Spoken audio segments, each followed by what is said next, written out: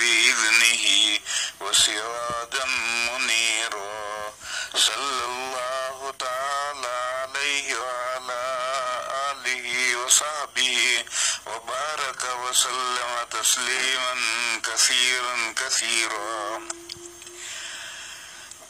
وبعد فأعوذ بالله من الشيطان الرجيم بسم الله الرحمن الرحيم الحمد لله رب العالمين الرحمن الرحيم مالك يوم الدين.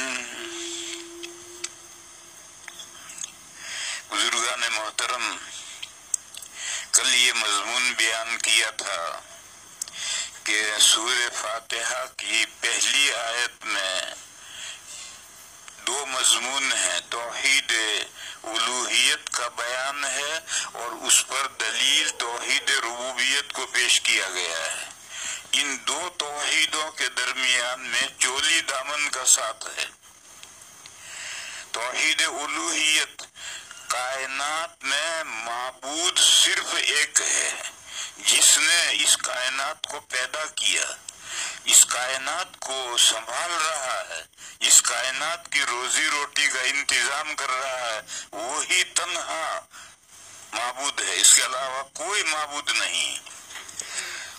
کچھ لوگ اللہ کے پیدا کی ہوئی مخلوقات کو، بندوں کو خدائی کا درجہ دیتے ہیں اور ان کی عبادت کرتے ہیں، پوجا کرتے ہیں.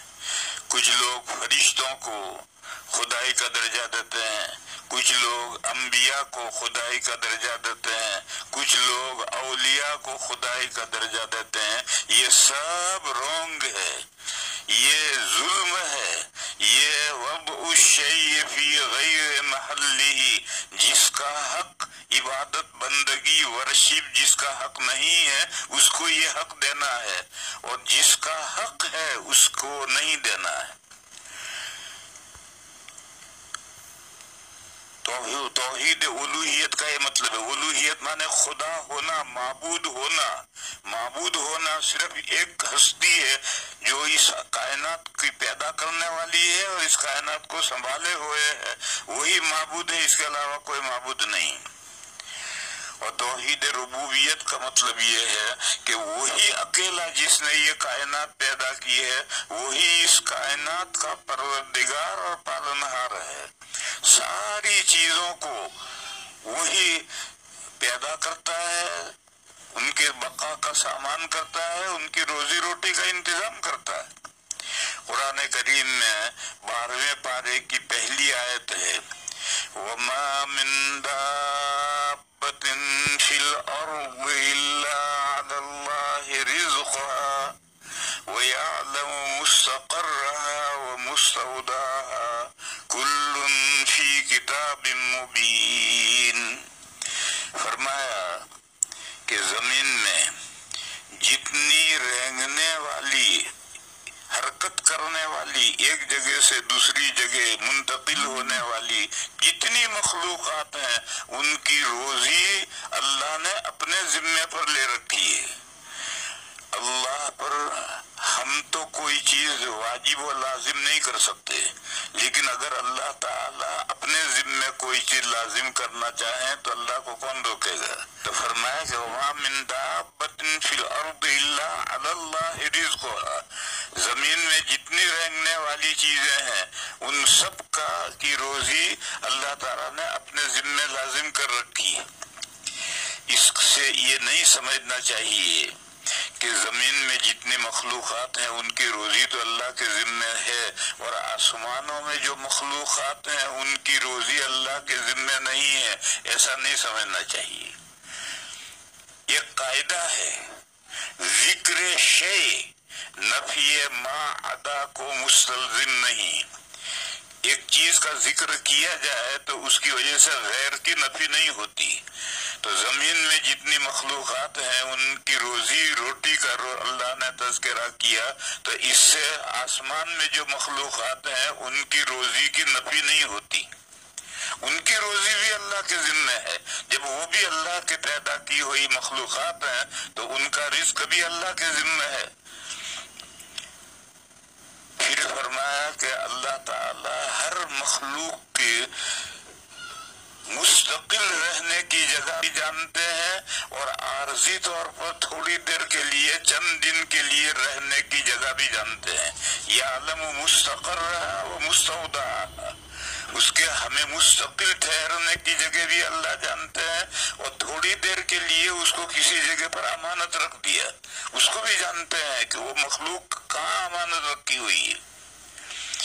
جیسے ہم میں سے ہم سب اپنی اپنی جگہ پر اپنے گھروں کے اندر قیام پذیر ہیں تو یہ مستقر ہے ہر ایک کا، اور بہت سے مسافر ادھر ادھر کسی جگہ پر ٹھہرے ہوئے ہیں اور لاک ڈاؤن ہو گیا، اب وہ وہاں پھنس گئے ہیں تو یہ ان کا مستودع ہے، جب تک لاک ڈاؤن نہیں کھلے گا وہ وہیں امانت رکھے ہوئے ہیں. اور پھر اللہ صرف جانتے ہیں اتنی ہی بات نہیں ہے، کل فی کتاب مبین، سب چیزیں اللہ تعالیٰ کی واضح کتاب میں لکھی ہوئی ہیں، یعنی لوح محفوظ میں لکھی ہوئی ہیں، ہر چیز لکھی ہوئی ہے. اللہ کا صرف اللہ جانتے ہیں یہی نہیں، جانتے تو ہیں ہی، جانتے بھی ہیں اور سب چیزیں لکھی ہوئی ہیں. یہ لکھنا جب اللہ جانتے ہیں تو اس لکھنے کی کیا مصلحت ہے؟ اس لکھنے کی بہت سی مسئلہ ہے. وہ میں وہی دیکھ رہا ہوں چل نہیں ہے اس میں، چلو وہی دیکھ رہا ہوں کیوں نہیں چل رہا. کل تو جو بھیجا تھا نا اس میں تو بولا کلک کرنے کے لیے، ہاں وہ کلک نہیں ہو پا رہا جو ہے. اچھائیوں کو اور برائیوں کو لکھتے ہیں اور پورا ریکارڈ آپ کی تیار ہماری سے کرتے کیوں ہیں، نہیں آ رہا؟ رجسٹر آپ نے تیار کوئی کرتے بھیجا ہے ہیں. کیا؟ جب نہیں، اللہ یہ جانتے ڈاؤن ہیں لوڈ تو ہو گیا نا، کافی ہے. یہ تو ہو گیا، قیامت کے دن لیکن یہ جزا و چلنے کے لیے سزا کچھ کے لیے چاہیے اللہ کا سسٹم، جاننا، اس کی اس بنیاد میں پر کچھ جزا و مسئلہ ہے. سزا ہوگی. یہ ریکارڈ تیار کرنے کی کیا ضرورت ہے؟ ضرورت ہے وہ یہ ہے کہ کل کو جب جزا و سزا کا فیصلہ ہو اس وقت بندے یہ نہ کہہ سکیں کہ میں نے یہ نہیں کیا. اس کے نام اعمال پہلے سے اس کے ہاتھ میں پہنچا دیے جائیں گے. قرآن کریم میں اور حدیثوں میں یہ ہے کہ قیامت کے دن نام اعمال اڑائے جائیں گے اور نیک لوگوں کے نام اعمال دائیں ہاتھ میں آئیں گے اور بدوں کے نام اعمال بائیں ہاتھ میں آئیں گے، اور حکم آئے گا اقرا کتاب کا کفا بنفسک الیوم علیک حسیبا، اپنا نام اعمال اپنا رجسٹر پڑھ اور اپنے بارے میں تو خود ہی فیصلہ کر کہ تیرا ٹھکانہ جنت ہے یا جہنم ہے، خود ہی فیصلہ کر.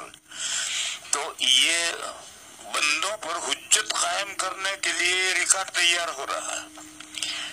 اللہ کا محض اللہ تو جانتے ہیں کہ بندہ کیا کر رہا ہے، لیکن یہ جاننے کے علاوہ یہ ریکارڈ تیار کیا جا رہا ہے تاکہ بندوں پر یہ حجت ہو. اسی طرح سے میرے بھائیوں سمجھنا چاہیے کہ اللہ تعالیٰ نے ہر مخلوق کی روزی اپنے ذمے پر لے رکھی ہے اور ہر مخلوق کا مستقر دائمی ٹھہرنے کی جگہ اور مستودع عارضی طور پر ٹھہرنے کی جگہ اللہ جانتے ہیں تو اللہ روزی پہنچائیں گے.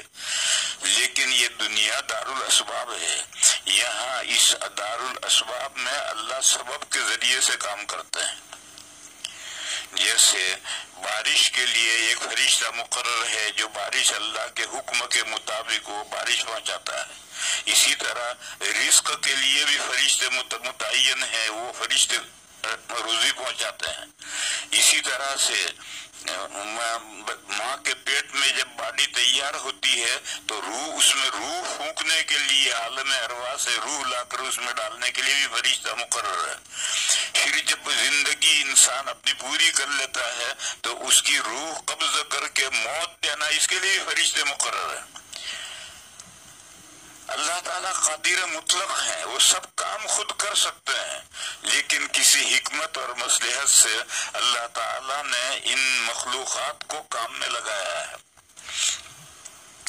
اس کی ایک مثال دوں، یا سورہ محمد میں آیت ہے، یا ایھا الذین آمنوا ان تنصروا ينصركم ويثبت أقدامكم. جی خالہ ہے جی اگلے اپنا بمبئی ملتی فیصد بکتا کے کہنا خالہ سب ہے جہاں دن ماؤں سب ہے تمہاری مدد کریں گے، تمہارے دین کی مدد کریں گے اور تمہارے پیر جمائیں گے. یہ جو اسلام اللہ کے نازل کیے ہوئے دین اسلام کے خلاف کچھ لوگ چلتی گاڑی میں روڑا اٹکاتے ہیں، تو ان کا دماغ درست کرنے کے لیے جو محنت کرنی کی جاتی ہے اس محنت کے تعلق سے اللہ تعالیٰ تو چاہے تو چٹکی بجا دے، کچھ کا کچھ کر سکتے ہیں، لیکن اس دنیا میں اللہ ایسا نہیں کرتے. مومنین محنت کرتے ہیں تو اللہ تعالیٰ اپنے دین کو سربلند کرتے ہیں. کیوں؟ تاکہ ان مومنین کو ثواب ملے، جہاد کا ثواب ملے اور آخرت میں شہادت کے بلند درجات ملیں. تو ان مومنین کی مصلحت سے اللہ تعالیٰ نے یہ سسٹم رکھا. اسی طرح سے اللہ تعالیٰ نے فرشتوں کو مقرر کیا ہے مختلف کاموں پر. اللہ ان فرشتوں کے محتاج نہیں. ایک مثال میں دوں، ایک آدمی کا کارخانہ ہے بہت بڑا، 500 ملازم ہیں اور وہ ہر ملازم اپنے اپنے حصے کا کام کر رہا ہے، لیکن سارے کارخانے کا مالک باس ہے اور اس کی مرضی کے مطابق کریں گے تو وہ ملازم کام کے لیے رہے گا، ورنہ باس اس کو کام پکڑ کے چلتا کرے گا. تو اسی طرح سے ساری کائنات کے مالک اللہ ہیں اور کارخانے میں جو کچھ حاصل ہوگا وہ باس کا ہے. لہذا ساری مخلوقات جو بندگی کریں گے وہ باس کی بندگی کریں گے، اور یہ جو مخلوقات ہیں یہ مخلوقات ان کے فائدے کے لیے ان کو اس کام پر لگایا ہے. تو اس طریقے پر میرے بھائیوں سمجھنا چاہیے کہ اللہ تعالیٰ نے روزی روٹی کے انتظام کے لیے فرشتوں کو مقرر کیا. یہ فرشتے کارخانے کے ملازم ہیں، یہ کارخانے کے مالک نہیں ہیں، اور یہ اللہ بندوں کی بندگی کے سزاوار اور حقدار بھی نہیں ہیں. یہ تو اللہ کے حکم سے اپنی جو ڈیوٹی ہے ان کی وہ ڈیوٹی بجا لاتے ہیں. باقی جو کچھ پیداوار ہوگی، جو کچھ بندوں کی نیاز بندی ہے، اس کو وہ حق ہے صرف خالق کائنات کا، مالک کائنات کا، اسی کا حق ہے اور کسی کا حق نہیں. تو میں یہ کہہ رہا تھا کہ توحید الوہیت اور توحید ربوبیت میں چولی دامن کا ساتھ ہے، یہ ہمیشہ دونوں ساتھ آئیں گے. چولی دامن کا ساتھ، اس کو بھی سمجھو یہ اردو کا محاورہ ہے. یہ جو آج کل لوگ ٹی شرٹ پہنتے ہیں، یہ جہاں تک ہے یہ یہاں تک چولی ہے، پھر اتنے ہی لمبے آگے دامن تھا اور کرتا بنتا ہے چولی اور دامن سے مل کر کے. اب لوگوں نے دامن کو کاٹ دیا، چولی رکھی اور آدھے ننگے ہو گئے. چولی رکھنے کی وجہ سے سارے آدھے ننگ ہو گئے اور دامن گیا. پہلے ایک محاورہ تھا، دامن کو داغدار مت ہونے دو، داغدار ہونے سے بچاؤ. اب وہ محاورہ ختم، اس لیے کہ دامن ہی نہیں رہا کرتوں میں تو داغدار کیا ہوگا. تو اب زمانہ عجیب و غریب زمانہ آیا ہے.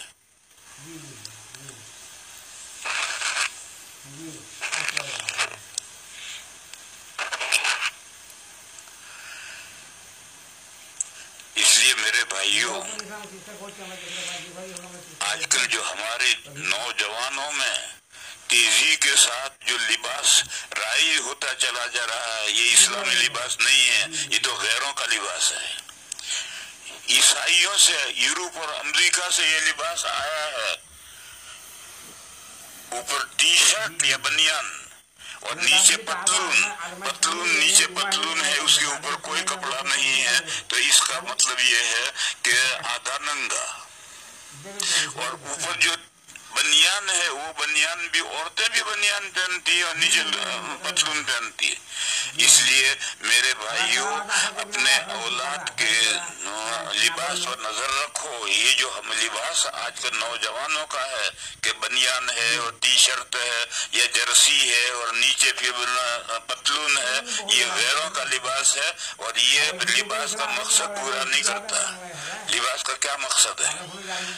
कुरान करीम में है, या बनी आदम कद अंज़लना अलैकुम लिबासन युवारी सौआतिकुम।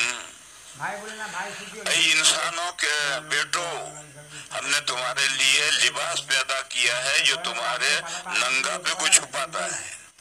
सतर, पर्दा, ये लिबास का मकसद है।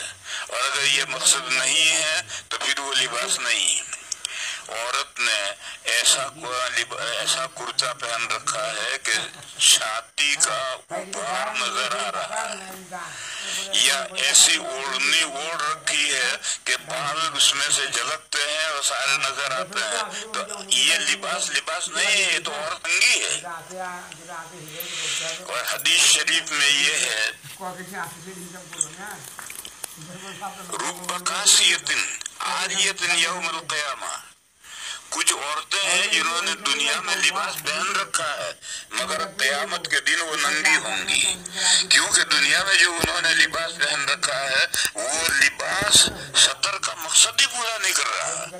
वो लिबास है, वो करके नंगी है, तो उनको सजा मिलेगी जिनसे अमल से। क़यामत के दिन वो मादरजात नंगी होंगी। इसी तरीके से एक मुसलमान औरतों में एक अजीब बात आई है। मुझसे इसी बम्बई में आज से 20 साल पहले एक औरत ने मसला पूछा था। उसने मसला ये पूछा था कि औरतें कुर्ता पहनती हैं तो उनका कुर्ता फटा हुआ होता है कमर तक, और जब चलती है तो सूर्य नजर आता है। तो 20 साल पहले एक तबलीगी औरत ने मुझसे मसला पूछा था कि ये जायज है या नहीं। उस वक्त मैंने कहा था कि ये कोई इस्लामी लिबास नहीं है। अगर तुम्हें कुर्ता फटा हुआ रखना है तो घुटने से नीचे रखो फटा हुआ, घुटने से ऊपर का हिस्सा जो है उसके नजर चलते हुए नजर आने का तो कोई मतलब ही नहीं है, वो लिबास ही नहीं। 20 साल होते होते अब तो मुसलमानों के हर औरत के कुर्ते ऐसे हो गए। क्या शहर और क्या देहात, हर जगह पर मुसलमान औरतों के कुर्ते ऐसे हो गए हैं कि वो दोनों तरफ से कमर तक फटे हुए हैं। अब औरत जब चलती है, अब जाहिर है कि हमारे मुल्क में मईशत कमजोर है, तो हम यहाँ जितने पर्दे जरूरी हैं वो सब पर्दे औरतें नहीं कर सकती। मसलन चचाजात से, मामूजात से, खालाजात से, फूफीजात से, और घर में हर वक्त आने वाले लोगों से हमारे यहाँ पर्दा नहीं हो सकता। यहाँ आदमी का घर अलग अलग नहीं है। यूरोप में और अमेरिका में और अरबों में तो ये तरीका है कि लड़के की शादी करनी है तो पहले उसका घर अलग करो, घर बना करके सामान के साथ सजा कर तैयार करो, फिर जिस लड़की को तुम पैगाम दोगे वो लड़की, उसकी माँ, उसकी फूफी, उसकी खाला सब आकर वो घर देखेंगे। अगर उनको घर पसंद आएगा तो मंगनी मंजूर होगी, वरना मंगनी मंजूर नहीं होगी। तो उनके यहाँ, अरबों के यहाँ, बरतानिया में, अमेरिका में मईशत मजबूत है, उनके लिए सब करना मुश्किल नहीं है। मगर हमारी एशिया की मईशत बहुत कमजोर है। हम इस तरीके से हर लड़के का पहले से घर अलहदा करके फिर मंगनी करके शादी करें, ये हमारे यहाँ मुमकिन नहीं है। बस इसलिए हमारे यहाँ के अहवाल के एतबार से औरत को सलीके से रहना है। और सलीके से रहना किस तरह से है?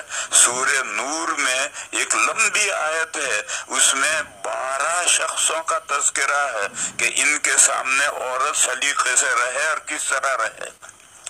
उस सलीके से रहने से ये मुराद है कि छाती पर ओढ़नी डाले रहे, बाल तो सारे छुपे हुए होने चाहिए, छाती पर भी ओढ़ने डाली रहे,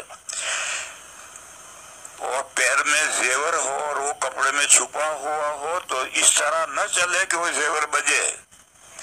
पर जब ये सब तमाम कायदे हैं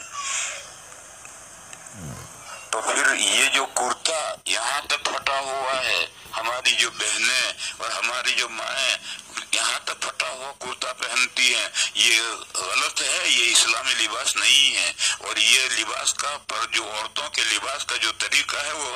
مقصد پورا نہیں کرتی. کہہ کہہ کر میں تھک گیا مگر عورتیں مانتی بھی نہیں. پتہ نہیں ان کے دماغوں میں کیا گھسا ہوا ہے, وہ تو ایسا ہی کرتا بناتی. اس لیے میں کہہ رہا ہوں کہ تمہیں کرتا پھٹا ہوا رکھنا تو رکھو, مگر گھٹنے سے نیچے پھٹا ہوا رکھو, گھٹنے کے اوپر پھٹا ہوا رکھنے کا کوئی مطلب نہیں. اسی طریقے پر لڑکوں میں, مردوں میں لباس ہے, تمہیں پتلون پہننی پہنو, لیکن اس پر کرتا پہنو, اور وہ کرتا گھٹنے سے نیچے تک ہونا چاہیے, آدھی پنڈلی تک کرتا ہونا چاہیے. پھر اندر پتلون پہنو تو کوئی حرج نہیں, لیکن بنیان پہن کر کے یا ٹی شرٹ پہن کر کے پھر اس کے اوپر نیچے پتلون پہننا, یہ تو آدھا ننگا ہے.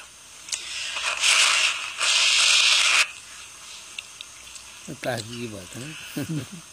تو میں اصل تو محاورہ سمجھا رہا تھا کہ چولی دامن جتنا کرتا, جہاں تک یہ ٹی شرٹ ہے یہ چولی ہے, پھر اس کے نیچے اتنا ہی لمبا نیچے دامن تھا, اور یہ دامن کرتا نام ہی چولی دامن کے مجموعے کا ہے, دو ایک دوسرے سے جدا نہیں ہو سکتے. اب لوگوں نے جدا کر دیا, ٹی شرٹ بنا دیے, اور ٹی شرٹ بنا دیا, آستینیں بھی غائب کر دی, آدھے بازو تک آستینیں ہیں, آگے آستین بھی نہیں ہے. تو یہ دو توحید ہیں, توحید الوہیت اور توحید ربوبیت, یہ دونوں میں چولی دامن کا ساتھ ہے. قرآن کریم کے تیسرے رکوع میں جا کر پھر دوبارہ توحید کا اور رسالت کا اور آخرت کا بیان آیا ہے, تو وہاں پہلی آیت ہے, یہ پہلی آیت یہ ہے, یا ایھا الناس اعبدوا ربکم الذی خلقکم والذین من قبلکم لعلکم تتقون. اے لوگو, اپنے اس پروردگار کی بندگی کرو جس پروردگار نے تم کو پیدا کیا اور تم سے پہلے جو لوگ گزرے ان کو پیدا کیا, تاکہ تم جہنم سے بچو. اگر جہنم سے بچنا ہے تو صرف ایک اللہ کو معبود ماننا ہے اور اسی کی بندگی کرنی ہے. اس کے علاوہ کی بندگی کہیں کی جائے گی تو جہنم سے نہیں بچ سکے گا. تو فرمایا کہ جس نے تمہیں پیدا کیا ہے اور تم سے پہلے والے بندوں کو پیدا کیا ہے, اسی کی بندگی کرو تاکہ تم جہنم سے بچو. پھر اس کے بعد دوسری, یہ تو توحید الوہیت ہوئی. پھر اس کے بعد آیت آئی, الذی جعل لکم الارض فراشا والسماء بناء وانزل من السماء ماء فاخرج به من الثمرات رزقا لکم فلا تجعلوا للہ اندادا وانتم تعلمون. اس آیت کریمہ میں توحید ربوبیت کا بیان ہے. فرمایا کہ تمہارا پروردگار جس نے تمہیں پیدا کیا, تم سے پہلے والے بندوں کو پیدا کیا, وہ ہے جس نے تمہارے لیے زمین کو بچھونا بنایا, بسترا بنایا. جیسے بسترے پر آدمی بے تکلف رہتا ہے, اسی طریقے پر زمین پر آتے ہم لوگ بسے ہوئے ہیں اور بالکل بے تکلف بسے ہوئے ہیں. حالانکہ کہتے ہیں, سائنسدان کہتے ہیں کہ زمین گول ہے, انڈے کی طرح سے گول ہے, مگر اس گول زمین اتنی بڑی زمین بنائی ہے گول کہ اس میں ہم بسے ہوئے ہیں اور ہمیں محسوس بھی نہیں ہوتا کہ گول ہے. ایک قصہ یاد آیا, علی گڑھ کا ایک طالب علم ہے, اس کا دارالعلوم کے محتمم صاحب کے پاس فون آیا کہ میرے کچھ سوالات ہیں, میں آنا چاہتا ہوں ان سوالات کو حل کرنے کے لیے. تو محتمم صاحب نے مجھے فون کیا, تو میں نے کہا کہ اس کو کہہ دیجیے کہ ویلکم, آ جاؤ. یہ محتمم صاحب نے کہہ دیا, وہ طالب علم آ گیا, بہت ذہین طالب علم آیا, بیٹھا, کہنے لگے میرے بہت سارے سوالات ہیں. میں نے کہا بھئی تیرا جو سب سے اہم سوال ہو وہ ایک سوال کر, سارے سوالات ایک ساتھ کرے گا تو میں کہاں تک جواب دوں گا. تو کوئی ایک سوال کر, میں اس کا جواب دوں, جب اس سے تو مطمئن ہو جائے تو پھر دوسرا سوال کرنا. تو اس نے کہا کہ میرا پہلا سوال یہ ہے کہ قرآن کریم میں اور سائنس میں ٹکراؤ ہے. سائنس کہتی ہے کہ زمین گول ہے، اور قرآن کہتا ہے کہ زمین بستر ہے. تو قرآن کریم میں اور سائنس میں ٹکراؤ ہے. میں نے اس سے کہا تو سائنس کو بھی رہنے دے اور قرآن کریم کو بھی رہنے دے. تو ایسا کر، یہاں باہر جا کر کے ایک لکڑی ہاتھ میں لے کر کے ناک کی ڈنڈی کے سامنے چلنا شروع کر، اور چلتا چلتا چلتا چلتا پوری زمین چل کر پھر یہاں آ جا. اور تجھے کہیں ایسا معلوم ہو کہ میں نیچے اتر رہا ہوں تو تو وہاں سے واپس آئیے، تو میں تجھے جواب دوں گا کہ سائنس میں اور قرآن میں تعارض ہے. اور اگر تجھے کہیں ایسا محسوس نہ ہو کہ میں نیچے اتر رہا ہوں اور تو ساری زمین گھوم کر یہیں آ جائے تو پھر بسرا ہونے میں کیا پریشانی ہے تیرے. اور سائنس جو گول کہتی ہے اس کے اندر وہ بھی ہے اور اتنی بڑی ہے کہ تجھے کہیں یہ محسوس نہیں ہوگا کہ میں نیچے اتر رہا ہوں. تو وہ کہنے لگا پھر میرے دوسرے باقی سب سوال حل ہو گئے، اب مجھے کوئی سوال نہیں. اور وہ شکریہ ادا کر کے چلا گیا. تو اللہ تعالیٰ نے زمین کو فراش بنا، بستر بنایا ہے، لیکن انڈا چھوٹا سا ہے، اس کے اوپر چیونٹی چلے گی تو اس کو محسوس ہوگا. لیکن بڑا گنبد ہو، ڈوم، اس ڈوم پر چیونٹی چلے گی تو اس کو پتہ نہیں چلے گا کہ میں کسی گول چیز پر چل رہی ہوں. تو اللہ تعالیٰ نے اس زمین کو اتنی بڑی بنائی ہے کہ آدمی کو یہ محسوس ہی نہیں ہوتا کہ یہ گول ہے. جیسے ہمارا گھر میں بستر بچھا ہوا ہے، ساری زمین ہمیں بستری کی طرح سے اگر اللہ تعالیٰ زمین کو ایسا نہ بناتے تو ہم اس زمین پر کیسے بناتے. ایک بات. دوسری بات فرمائی کہ آسمان کو اللہ نے چھت بنایا ہے. اگر اوپر چھت نہ ہو، جیسے ہم میدان میں اگر رہنا چاہیں تو میدان میں نہیں رہ سکتے، کسی کمرے میں گھر میں جا کر رہیں گے، اوپر چھت ہو اس میں اگر لیٹیں تو ہم آرام سے رہتے ہیں. اور میدان میں جنگل میدان میں اگر ہے جہاں اوپر کوئی چھت نہیں ہے تو اس میں سکون نہیں ملے گا. دیہاتی تو سوتے ہیں لیکن ہم شہریوں کو سکون نہیں ملے گا. تو اللہ تعالیٰ نے اس زمین کی چھت آسمان کو بنایا ہے. اور کیسی چھت بنائی ہے؟ تم باہر نکل کر کے میدان میں کھڑے رہو اور چاروں طرف دیکھو تو تمہیں آسمان زمین سے لگا ہوا نظر آئے گا. گویا ایک خیمہ ہے جو زمین پر اللہ نے گاڑ دیا ہے، اور چاروں طرف سے آسمان زمین سے لگا ہوا تمہیں نظر آئے گا. اور وہاں جاؤ گے تو وہاں بھی ایسا ہی نظر آئے گا، ساری زمین پر گھوم جاؤ گے تو ایسا ہی نظر آئے گا. تو اتنا آسمان اتنا اونچا ہے آگے کہ کہاں تک آسمان ہے سائنسدان بھی نہیں پا سکے ہیں کہ آسمان کہاں تک ہے، کتنا اونچا آسمان ہے. لیکن ہمیں تو نظر آتا ہے زمین سے لگا ہوا.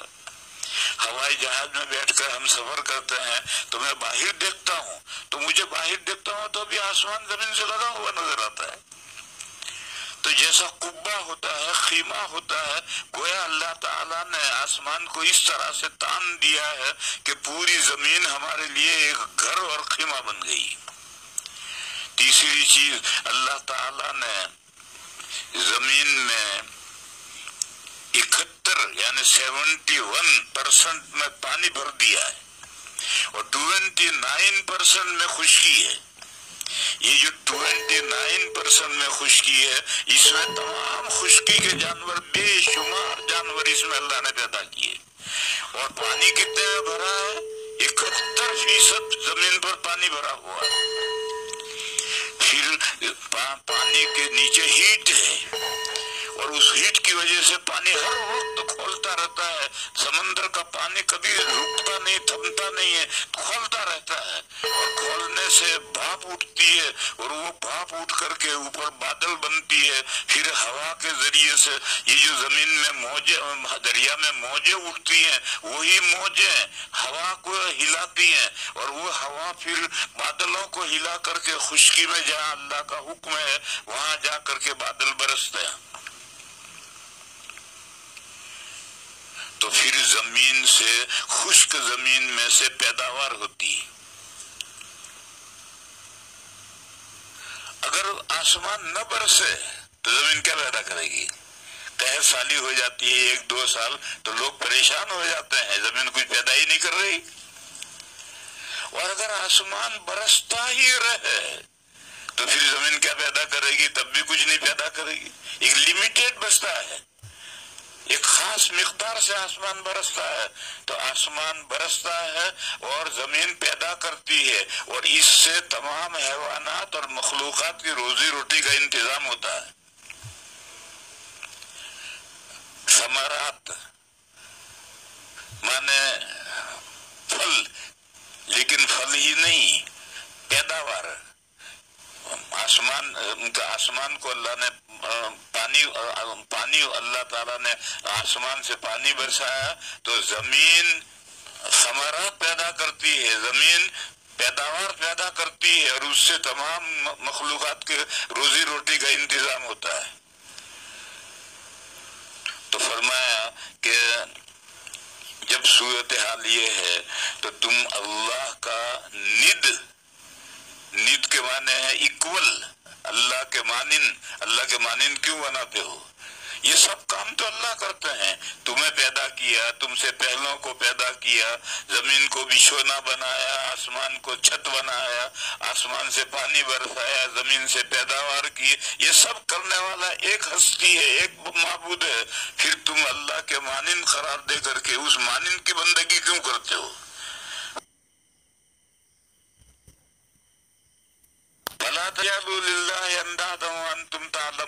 तुम जब जानते हो तो फिर अल्लाह ताला के लिए अंदाज क्यों, मानिन क्यों करार देते हो और उनकी बंदगी क्यों करते हो? ये तीसरे रुकू में ये 2 आयतें आई हैं। मुझे तो इस वक्त ये समझाना है कि इसमें पहली आयत में तौहीद उलूहियत है और दूसरी आयत में तौहीद रुबूबियत है।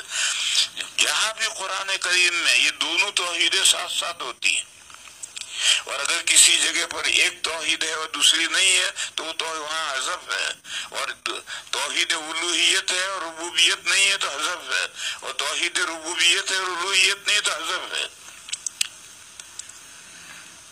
बहरहाल कल का मज़मून ये है कि पहली जो आयत है अल्हम्दुलिल्लाहि रब्बिल आलमीन, इसमें तौहीद उलूहियत का बयान है कि माबूद सिर्फ अल्लाह है, अल्लाह के अलावा कोई बंदगी के लायक नहीं है। और उसकी वजह यह कि सारे जहानों के पालनहार अल्लाह है, और जो पालनहार है वही माबूद है। जहान कितने हैं अल्लाह बेहतर जानता है कितने हैं।